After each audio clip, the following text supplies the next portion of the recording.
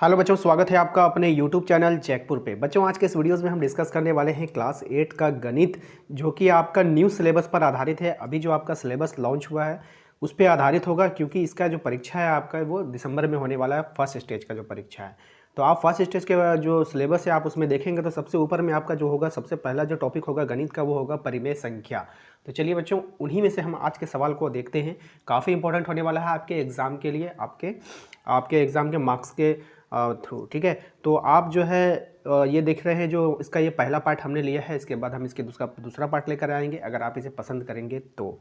ठीक है, तो आप इसे देखिए शुरू से लेकर अंत तक, काफ़ी कुछ सीखने को मिलेगा इस वीडियो में। अगर आप हमारे चैनल पर पहली बार आएँ तो चैनल को सब्सक्राइब कर लीजिए, घंटी के बेल आइकन को प्रेस कर लीजिए, ताकि आपको वीडियो को नोटिफिकेशन मिलता रहे। तो चलिए स्टार्ट करते हैं। देखिए, सबसे पहला सवाल जो है हमारा, इसमें आपसे पूछा जा रहा है कि संख्या जीरो, ये जो जीरो है बच्चों, ये ज़ीरो क्या है, आपको पूछा गया है। ठीक है, जीरो क्या है। तो बच्चों, जीरो क्या है, आपके पास ऑप्शंस दिया गया है। क्या ये धनात्मक है? तो धनात्मक का मतलब होता है पॉजिटिव। ठीक है, क्या ये ऋणात्मक है? ऋणात्मक का मतलब होता है बच्चों नेगेटिव। ना तो धनात्मक है ना ही ऋणात्मक है।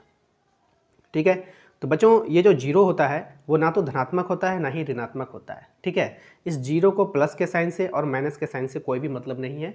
जीरो का मतलब जीरो, यानी कुछ भी नहीं। ठीक है बच्चों, उम्मीद करते हैं कि आपको समझ में आ गया है। अब दोबारा आपको नहीं भूलना है अपने एग्ज़ाम के लिए। ठीक है, चलिए दूसरा क्वेश्चन हम लोग देखते हैं। सबसे छोटी प्राकृतिक संख्या क्या है?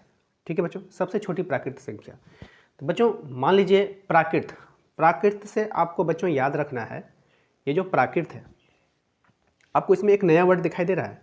प्राकृत से एक और वर्ड आप सोचिए, प्राकृत से एक और वर्ड होता है आपका प्रकृति। क्या होता है बच्चों? प्रकृति। प्रकृति क्या है? जो हमें हमारे ईश्वर ने प्रदान किया है, गॉड ने प्रदान किया है, हमारे चारों ओर का जो प्रकृति है।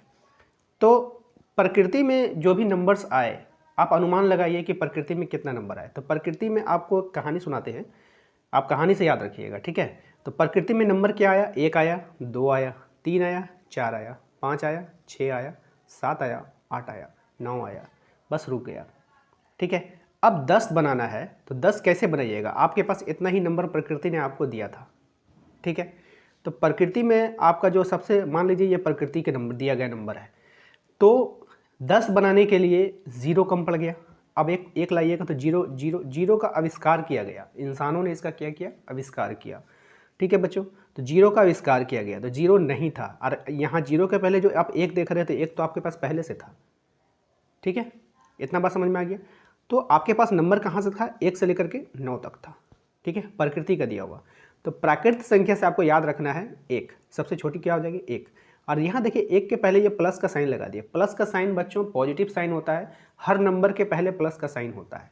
अगर उसके आगे देखिए कोई भी नंबर्स लिखा गया 1, 3, 5, 6, अगर उसके आगे कोई भी साइन दिया हुआ नहीं है प्लस माइनस का, तो आपको हमेशा पॉजिटिव ही लेना है। ठीक है, कोई भी साइन नहीं है तो वो पॉजिटिव है। ठीक है, इतना सा बात ध्यान में रखना है। उसके बाद आप समझ लीजिए, तो यहाँ पर जो आपका दिया गया है, यहाँ पे हो जाएगा या तो 1 बोलिए या तो +1 बोलिए, बात एक ही है। ठीक है, तो यहाँ पर सबसे छोटी प्राकृतिक संख्या 1 हो जाएगा। सबसे छोटी पूर्ण संख्या, अब आते हैं, जो कहानी अभी हमने आपको सुनाया वो इसमें काम आएगा।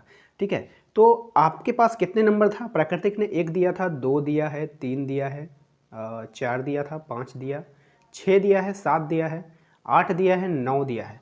अब गिनती पूर्ण नहीं हो पाएगी। गिनती कैसे होगा? पूर्ण नहीं होगा, पूरा नहीं होगा। उसके लिए क्या किया? इंसानों ने जीरो का आविष्कार किया। तो जीरो का जो आविष्कार किया बच्चों, तो ये जो जीरो का कोई वैल्यू है, तो जीरो को आप कहाँ रखेंगे? जीरो को आप 1 के पहले ना रखेंगे, तो जीरो को कहाँ पे रखेंगे बच्चों? 1 के पहले रखेंगे। तो इस जीरो का आविष्कार इसलिए किया गया 10 बनाने के लिए, 20 बनाने के लिए, 30 बनाने के लिए, इसलिए इसका आविष्कार किया गया। तो जीरो को हम लोग कहाँ रखें? आगे।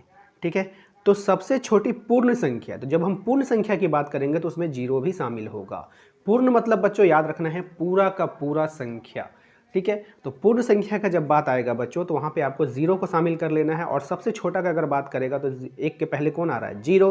तो इसका सही आंसर होगा बच्चों आपका ऑप्शन सी, जीरो। ठीक है बच्चों, जीरो इसका सही जवाब हो जाएगा। तो चलिए नेक्स्ट सवाल पे चलते हैं बच्चों। हमारा जो अगला सवाल है वो है पूर्ण संख्या 1 का पूर्ववर्ती क्या होगा? पूर्ण संख्या 1 का पूर्ववर्ती, पूर्ण संख्या 1 का पूर्ववर्ती। पूर्ववर्ती का मतलब आपको याद रखना है बच्चों, पूर्ववर्ती। ठीक है, पूर्ववर्ती का मतलब याद रखना है पहले। तो जब हम एक के पहले का बात करेंगे, एक में से एक घटाएंगे, एक में से एक घटाइएगा तो कितना हो जाएगा बच्चों? 0।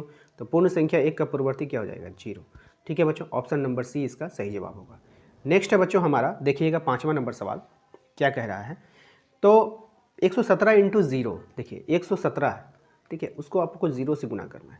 तो कोई भी नंबर जब 0 से गुना होगा, चाहे वो नंबर कितना भी बड़ा हो, उसका आंसर हमेशा 0 आएगा। ठीक है, इतना से ध्यान रखना है। अगर 0 मल्टीप्लाई हो रहा है तो आपको 0 देना है। एक और बात देख लीजिए, अगर कोई भी बहुत बड़ा गुना है, इस तरह से है, ठीक है, और उसमें एक भी 0 कहीं पर भी आ जाए, चाहे यहाँ पे आ सकता है, चाहे यहाँ पे आ सकता है, चाहे यहाँ पे आ सकता है, तो उसका भी आंसर आपको हर हाल में 0 देना है। ठीक है, कोई भी कन्फ्यूज़न नहीं होना चाहिए।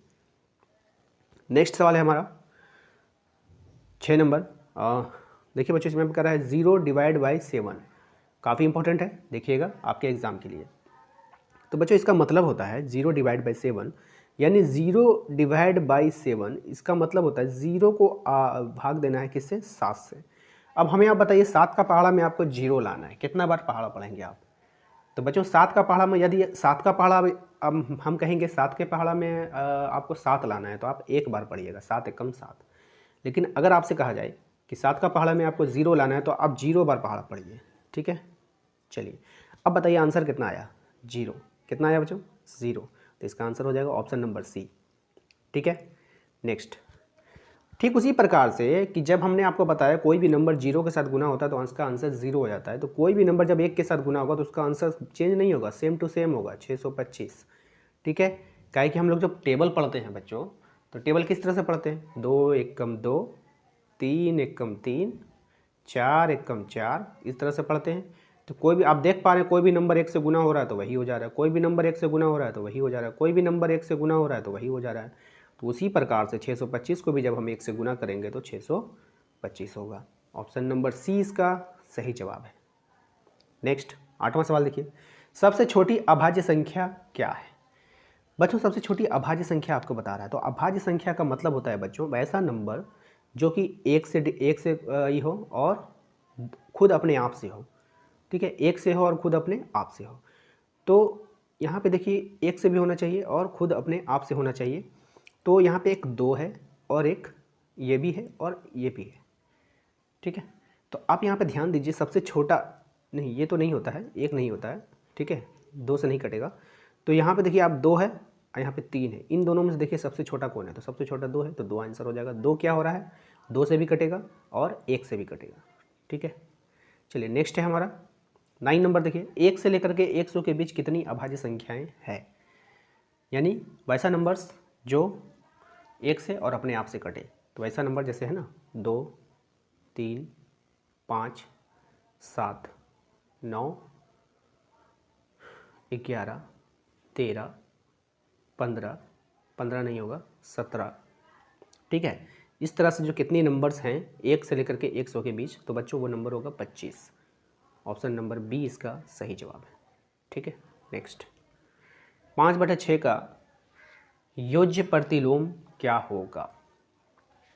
तो अगर आपको कहा जाए योज्य प्रतिलोम, ठीक है, तो ठीक उसका साइन को उल्टा करना है आपको। साइन मतलब प्लस है तो माइनस कीजिए, माइनस है तो प्लस कीजिए। ऐसे इसका प्रोसेस बनाने का कुछ और है, लेकिन आपको ऑब्जेक्टिव है तो हम आपको डायरेक्ट बता रहे हैं। ठीक है, तो यहाँ पे आप ध्यान दीजिएगा, ये मत कहिएगा कि सर ने डायरेक्ट बताया। अभी आपको जो है एग्ज़ाम रिलेटेड बताया जा रहा है। ठीक है, ऑब्जेक्टिव है इसलिए हम आपको बता रहे हैं। अगर आपको योज्य प्रतिलोम बोले तो आपको सिर्फ साइन चेंज करना है। 2 सवाल आता है, देखिए एक सवाल आपसे पूछेगा गुणात्मक प्रतिलोम, देखिए यहाँ पर है ना, एक है योज्य प्रतिलोम, एक है गुणात्मक प्रतिलोम। इन दोनों सवालों को आपको ध्यान से देखना है। तो अभी हम चलते हैं योज्य प्रतिलोम पे। ठीक है, चलिए, तो आपसे पूछा था 5/6 का योज्य प्रतिलोम, तो 5/6 है, अभी ये प्लस में है, तो हम इसको जब माइनस के साथ गुणा करेंगे तो यहाँ पे आंसर आ जाएगा -5/6। ठीक है, तो इसका सही जवाब हो जाएगा -5/6, ऑप्शन नंबर ए। नेक्स्ट इसमें आप समझ जाइएगा -11 है, तो -11 का योज्य प्रतिलोम, अभी ये माइनस में है तो अभी हम इसको प्लस में बदल देंगे, तो क्या हो जाएगा? ऑप्शन नंबर ए इसका सही जवाब हो जाएगा। ठीक है, क्योंकि कोई भी साइन नहीं है तो क्या साइन रहता है? प्लस का साइन रहता है। प्लस का साइन इसमें माइनस है। ठीक है, ये 1/11 होगा नहीं, ये भी नहीं होगा, तो ये ठीक इसका पॉजिटिव साइन दे देंगे +11। ठीक है, नेक्स्ट -1 और 1 के बीच की एकमात्र पूर्णांक क्या है? अब हम आपको बताते हैं। नंबर्स कहाँ से जीरो से स्टार्ट होता है। जीरो के बाद क्या आएगा 1, 1 के बाद क्या आएगा 2, इसकी तरफ बढ़ते चल जाएगा। अगर हम जीरो के पहले की बात करें तो यहाँ पे हो जाएगा -1, ये -2 उल्टा चलता है पीछे। तो बोला है -1 और 1 के बीच कौन सा नंबर है? 0 है। तो आंसर क्या हो जाएगा इसका? Option number B. ठीक है, 0। नेक्स्ट, 0 क्या है? एक परिमेय संख्या है, एक अपरिमेय संख्या है, एक प्राकृतिक संख्या है, नॉट। ठीक है बच्चों, तो इसका सही जवाब हो जाएगा ऑप्शन नंबर ए, परिमेय संख्या।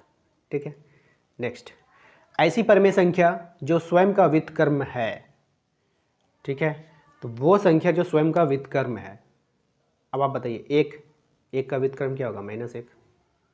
ठीक है, तो इसका सही जवाब क्या हो जाएगा? Option number B. ठीक है, नेक्स्ट, डैश का व्युत्क्रम परिभाषित नहीं है। अब बताइए, अभी हमने बता दिया कि 1 है, 1 का उल्टा -1। ठीक है, लेकिन अगर हमने आपसे पूछा कि ऐसा नंबर जिसका कोई भी व्युत्क्रम नहीं हो सकता, तो वो होगा आपका 0। 0 का कोई भी व्युत्क्रम नहीं होगा, क्या होगा बताइए? 0 का वैल्यू तो 0 होता है। ठीक है ना।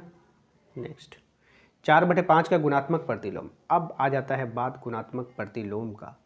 ठीक है बच्चों, 4/5 का गुणात्मक प्रतिलोम। देखिए, जब वहाँ पे दूसरा था योज्य प्रतिलोम था, हम लोग साइन चेंज करते थे। गुणात्मक प्रतिलोम में बच्चों आपको करना क्या है? गुणात्मक प्रतिलोम में से कुछ नहीं करना है, इसको पलट देना है। क्या कर देना है? पलट देना है। तो 4/5 है तो इसका आप 5/4 आंसर देंगे। ठीक है, नेक्स्ट, 7 का गुणात्मक प्रतिलोम क्या होगा? अब बताइए, 7 है तो कोई भी संख्या के नीचे अगर कोई भी नंबर नहीं है तो हम लोग 1 मानते थे एलसीएम वाले जोड़ में। तो मान लीजिए ये 1 है, जब हम इससे पलटेंगे तो ये 1/7 होगा कि नहीं? ठीक है, तो इसका सही आंसर हो जाएगा 1/7, ऑप्शन ए। ठीक है, चलिए 18 नंबर सवाल देखिए, 5 का गुणात्मक प्रतिलोम बताइए। ठीक है, तो गुणात्मक प्रतिलोम बोला है बच्चों, तो 5 है, इसके नीचे कुछ नहीं तो 1 मानेंगे और इसको पलटेंगे तो 1/5 हो जाएगा। ऑप्शन नंबर डी इसका सही जवाब है। ठीक है,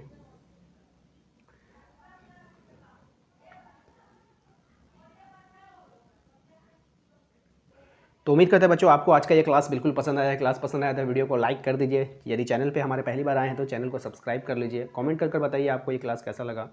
चलिए मिलते हैं हम अपने अगले क्लास में। Thank you.